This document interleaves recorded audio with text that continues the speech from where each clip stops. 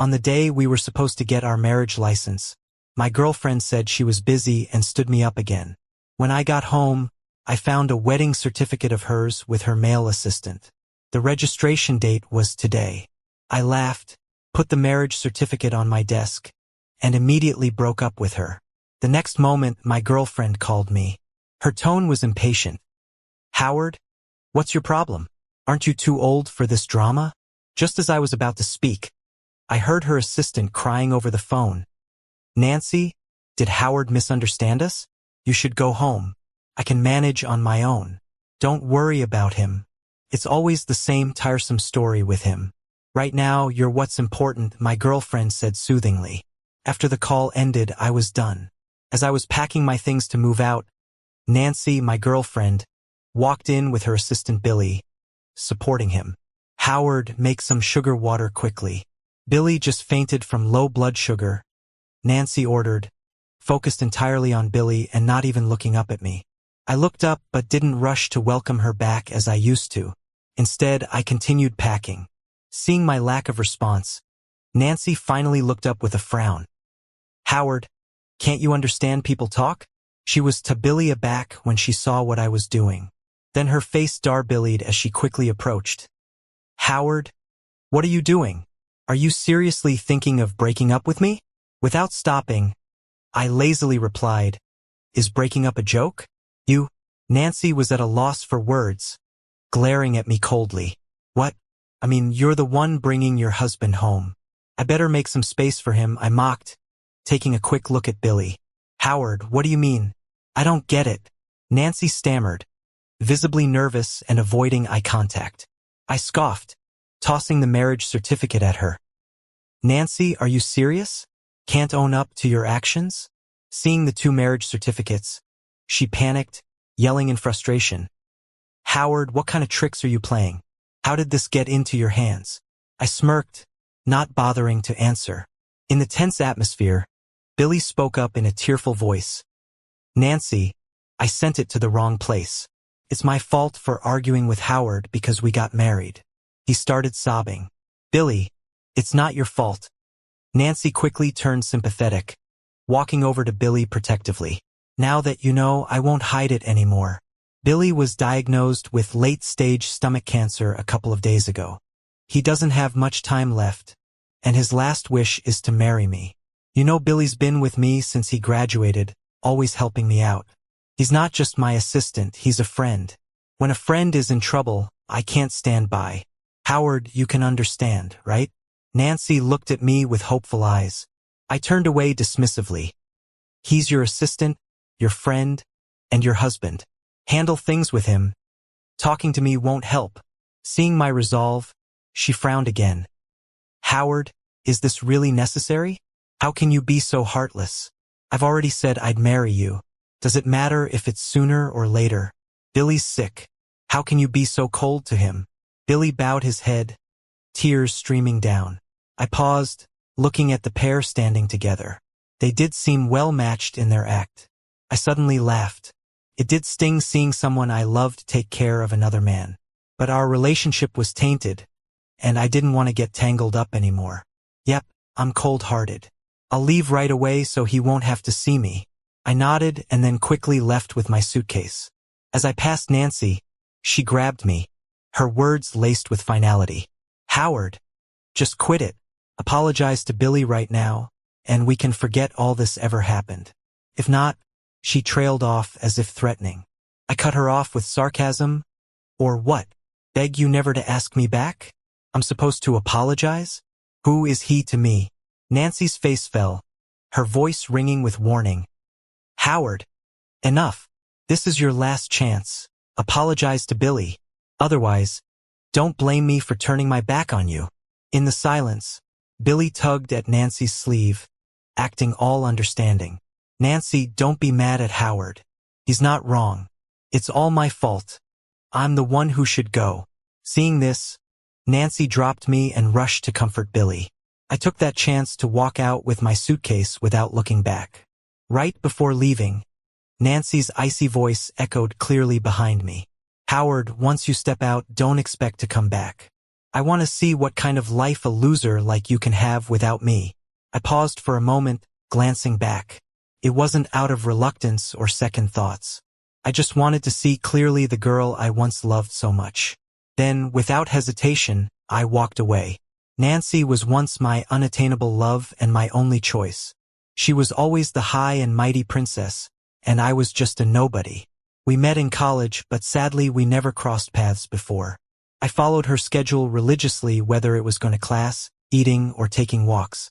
In the end, just to see her more, I decided to work hard and switched majors to her school. Until today, my biggest relief was having made that choice to switch majors, because it brought me closer to Nancy. Our professor said that if we didn't want to fail at the end of the semester, we had to form our own teams to run data for experiments. Despite being one of the top students, Nancy rejected everyone and asked to team up with me. I remember how thrilled I was then. Seeing her beautiful face, my heart raced, and my cheeks turned so red they could boil an egg. Nancy rested her chin on her hand, looking at me with a twinkle in her eye, teasingly said, "Howard, if you keep staring, the bell's going to ring soon."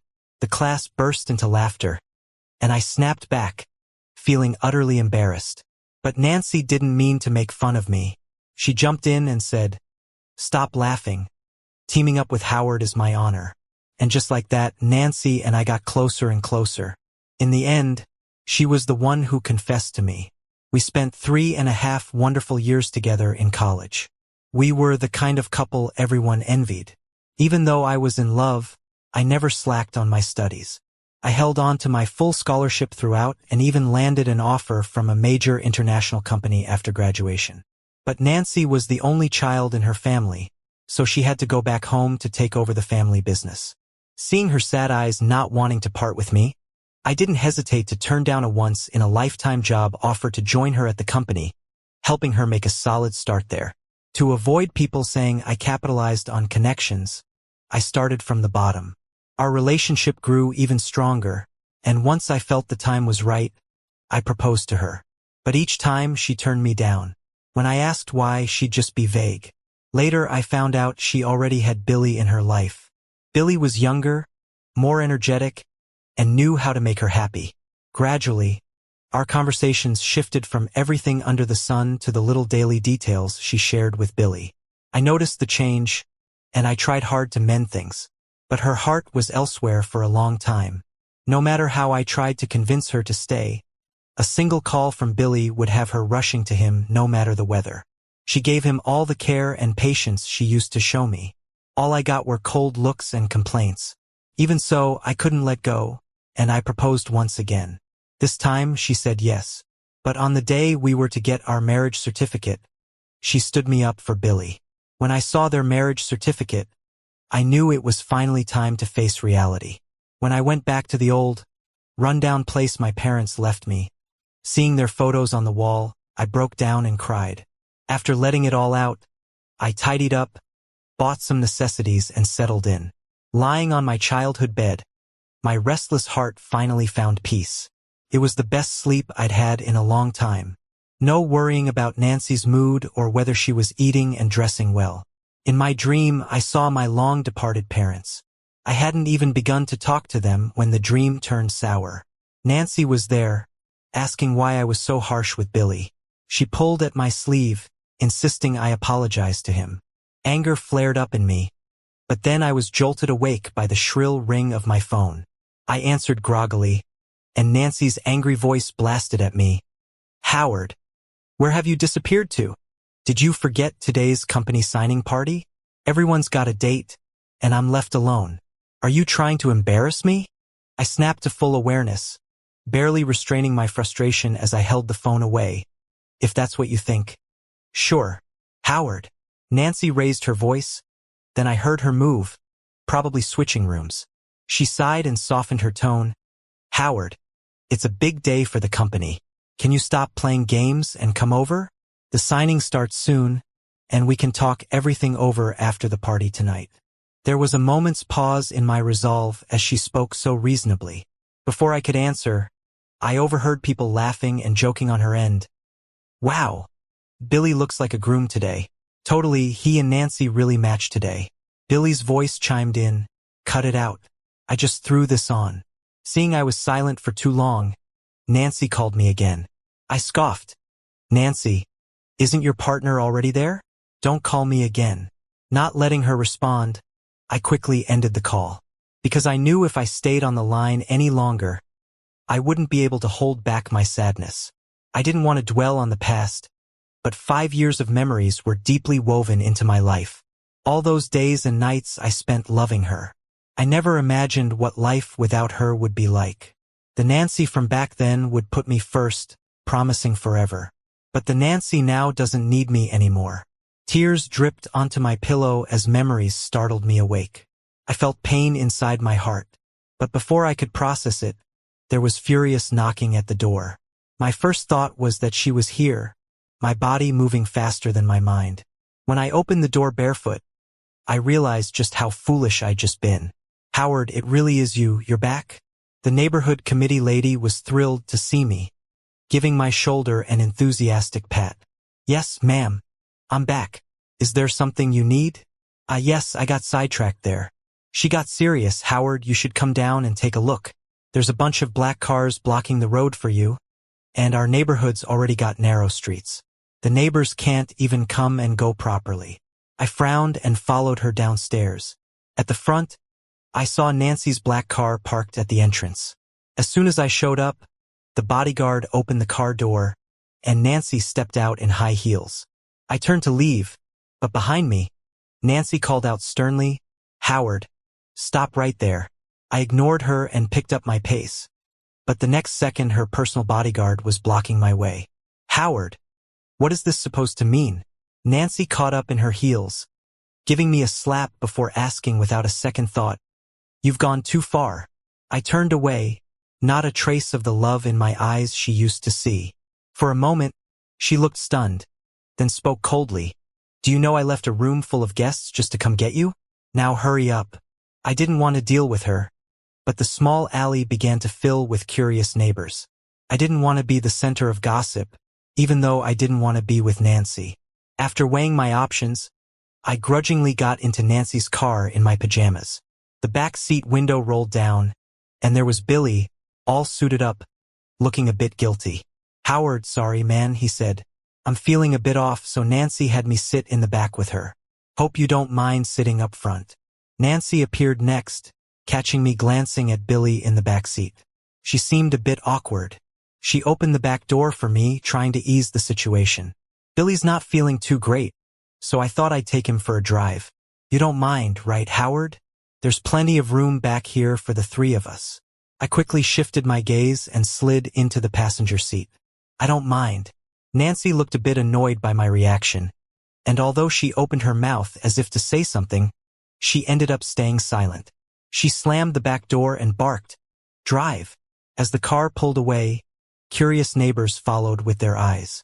Nancy's expression turned darker, and with a sharp tone, she said, I really can't believe people live in such a dump, wearing high fashion and coming to a place like this. Such bad luck. I gave her a hard look through the rearview mirror and remarked sarcastically, Nancy, if you're so above all this, maybe you shouldn't have come today. You, Billy, sensing the tension, spoke softly, Nancy, if me coming out is making Howard upset, maybe I should switch places with him. Nancy glared at me through the rearview mirror and said fiercely, You stay put. Let me see what he does to you. I acted like I didn't hear her, leaned back, and closed my eyes to rest up for the battle ahead. Since Nancy's not letting go so easily, I've got to play my own cards. The car finally stopped at a hotel owned by the company. Still seething, Nancy got out as soon as the car came to a halt. Her bodyguard trailed closely behind me, making sure I wasn't going to bail. Billy approached me with a mocking grin as I slowly got out of the car. Gone was his usual meek demeanor, now replaced with arrogance. He blocked my path and sneered, Howard, don't get too comfortable. Nancy's my wife now, and you're nothing but a side piece.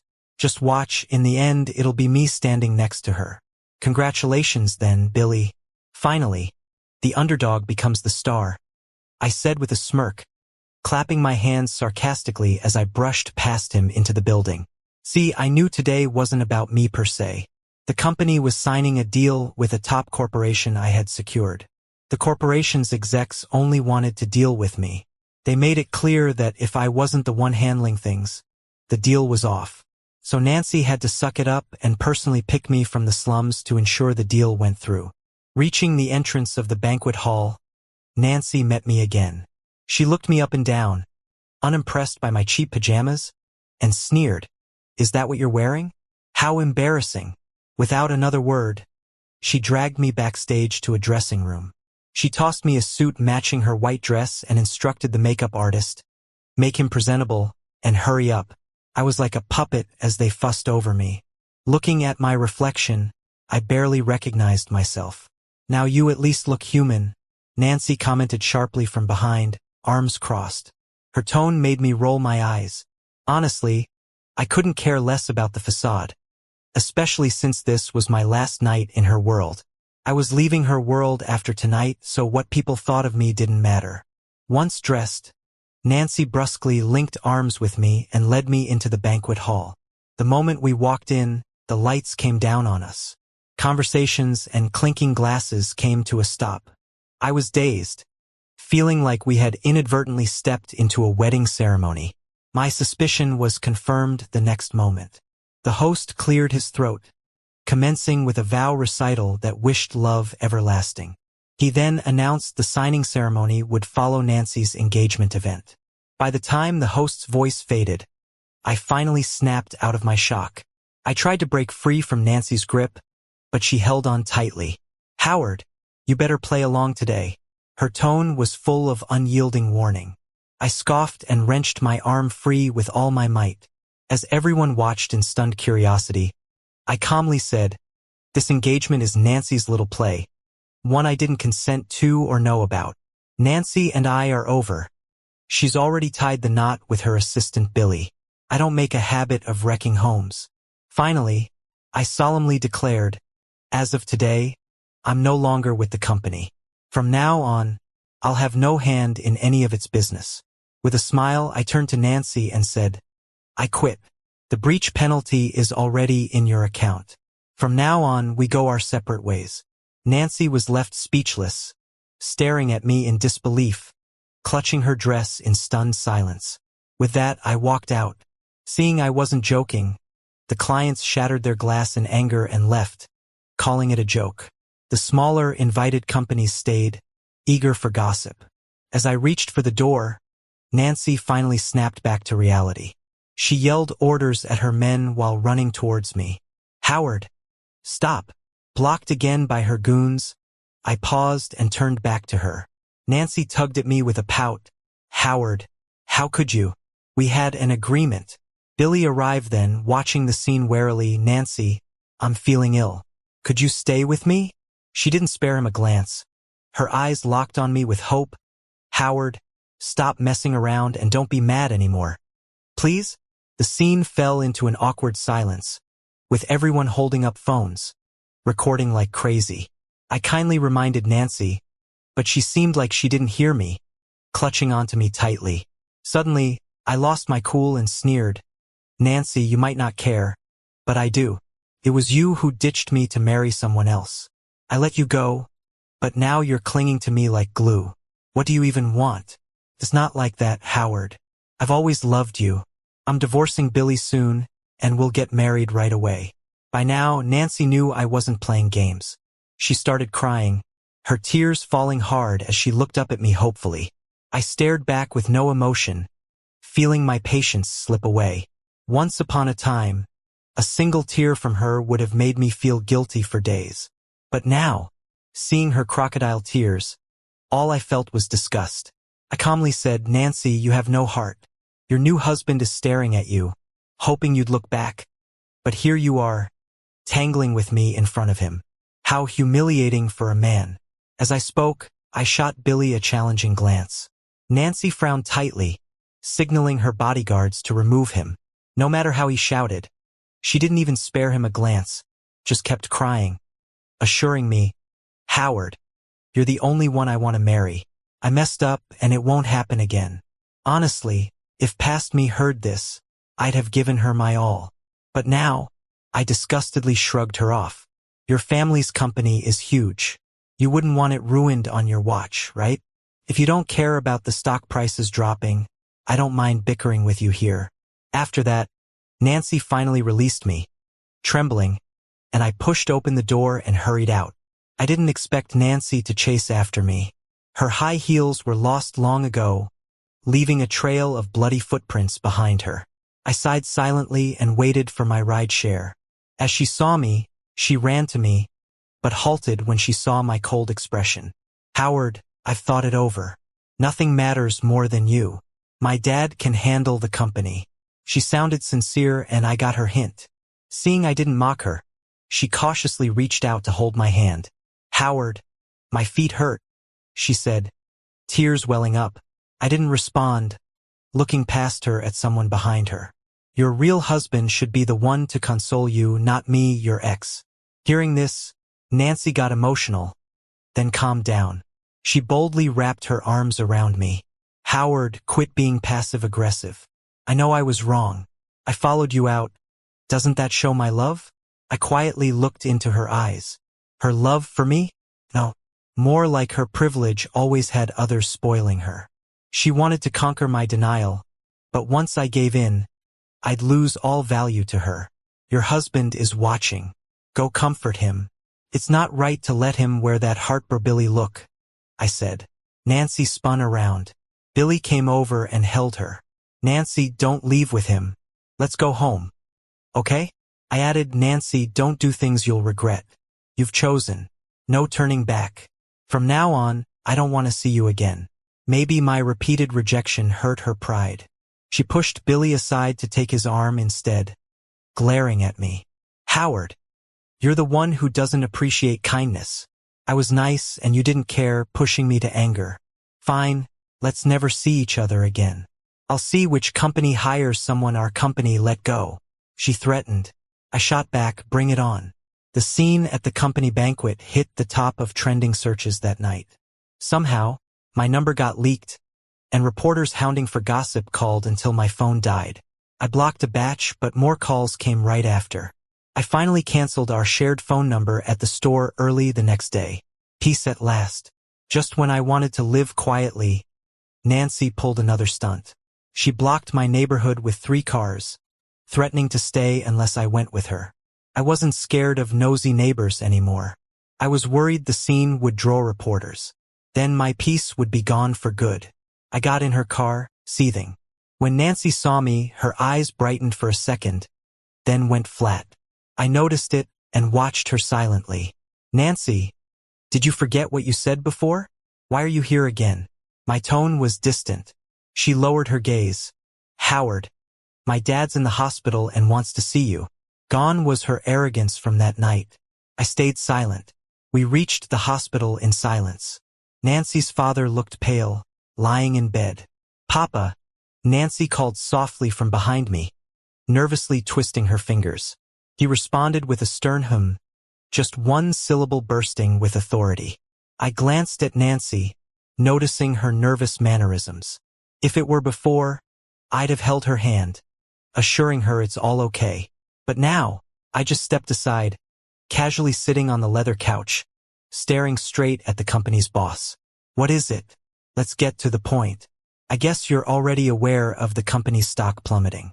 I asked you here today for one reason only, to have Howard and my daughter marry soon.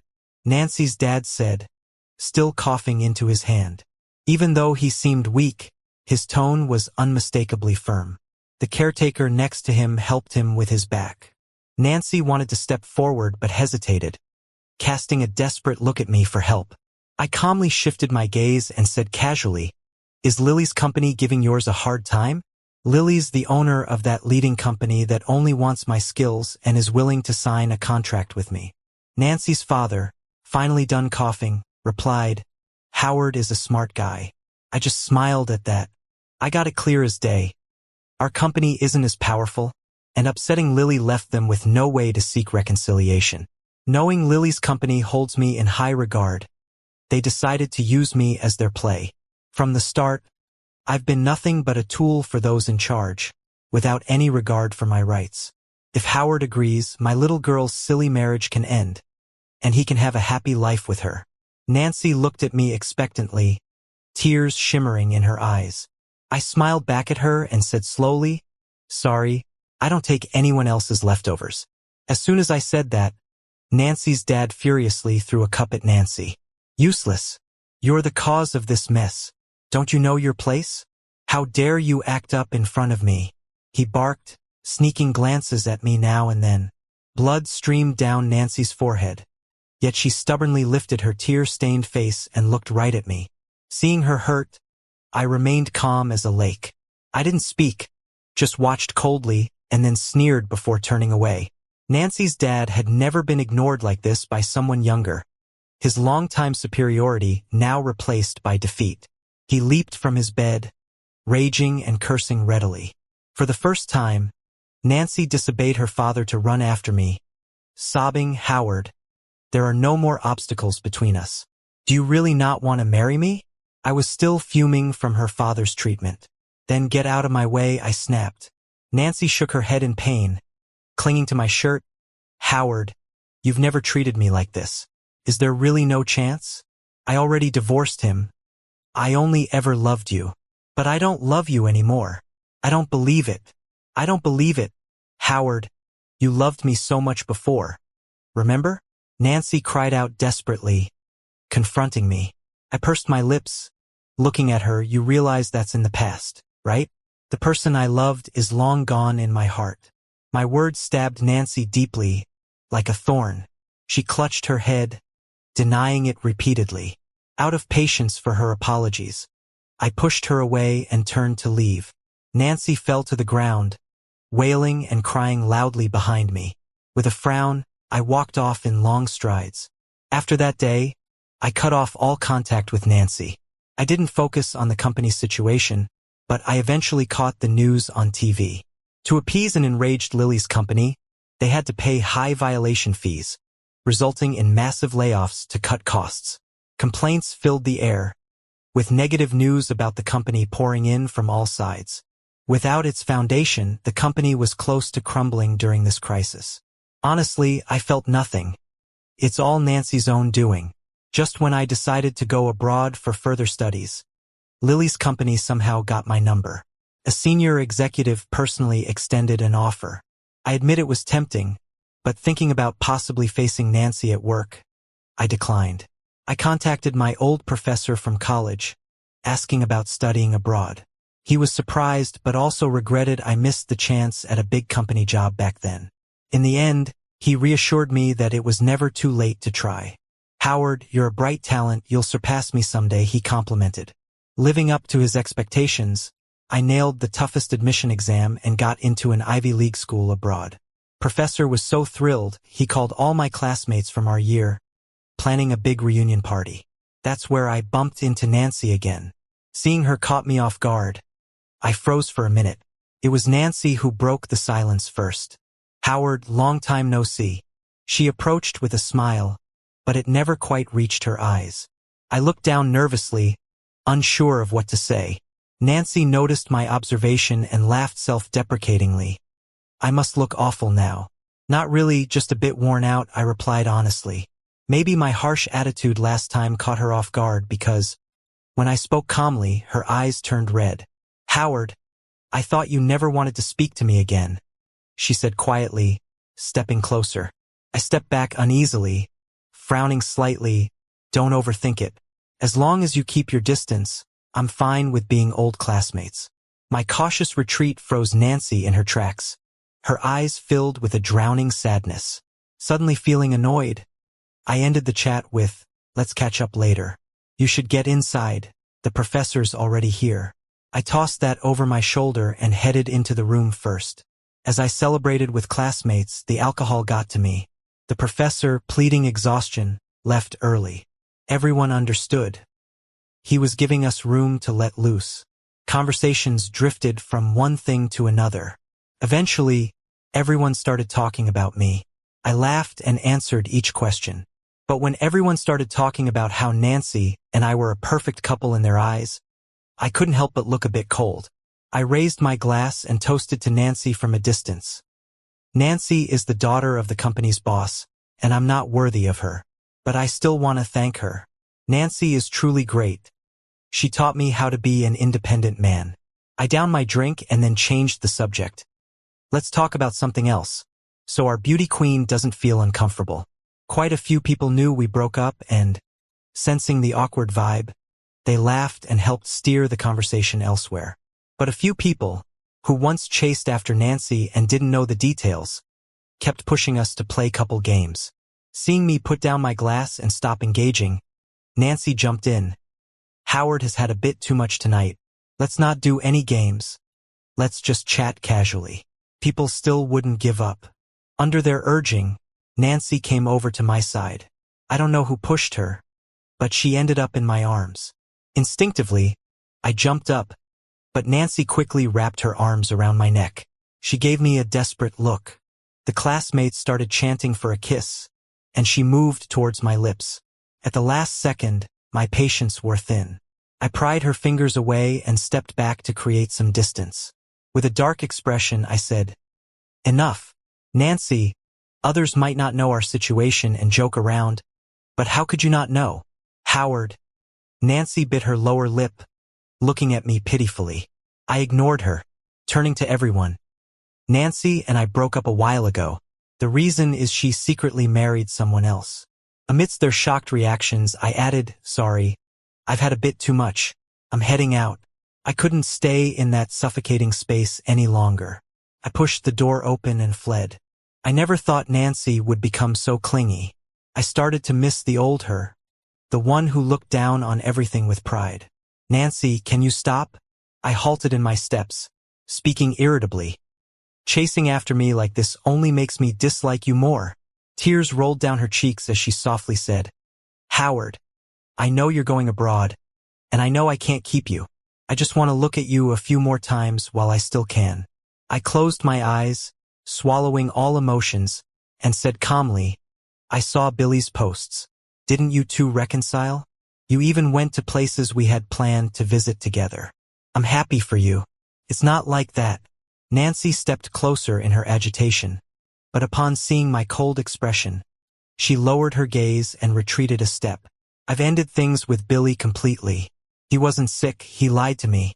It's my fault, all my fault, Howard. I truly regret it." Her tears flowed silently, shoulders shaking. If I could turn back time, I would have held her and comforted her softly. But sadly, the past is beyond reach. "Nancy, none of this matters to me anymore. Let me go and free yourself too." The day I left for abroad, it rained in this city.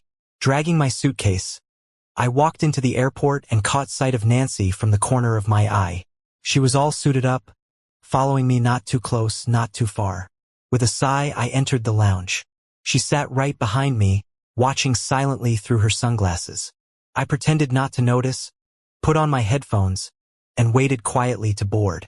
Then, just before leaving, an unexpected call came. "Boss?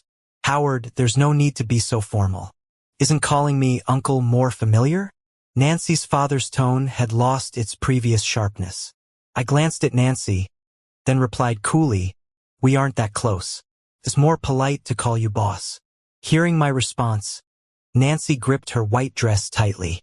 Noticing her small gesture in my peripheral vision, I stayed indifferent and said, "Mr. Lee, just say what you want to say." The line went silent. Then Nancy's father sighed deeply. "Howard, if I apologize now, would you give Nancy another chance?" In front of the two marriage certificates, she was completely panicked, angrily growling. "Howard, what kind of trick are you playing? How did you get this marriage certificate? You've been with Nancy for years. I admit I never thought highly of you, but I never intervened. Nancy has been pampered since childhood.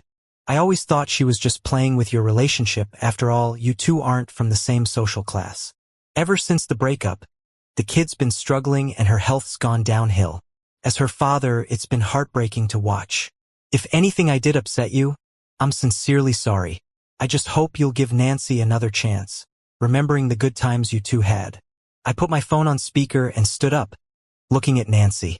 "Boss, since that's the case, let me make it clear today. Nancy and I are nothing more than strangers from now on. no other relationship at all. The day I left, Nancy passed out crying in the airport lounge. She fell and her sunglasses came off, revealing her pretty face. All the guys rushed over to check on her. Seeing this, I deleted the emergency number off my phone screen and walked away with my suitcase. Even when I was in line to board the plane, I felt uneasy, worried those two might cause trouble again. It wasn't until I was seated on the plane that my heart finally settled. Looking out at the blue sky and white clouds, I felt a little bit of relief.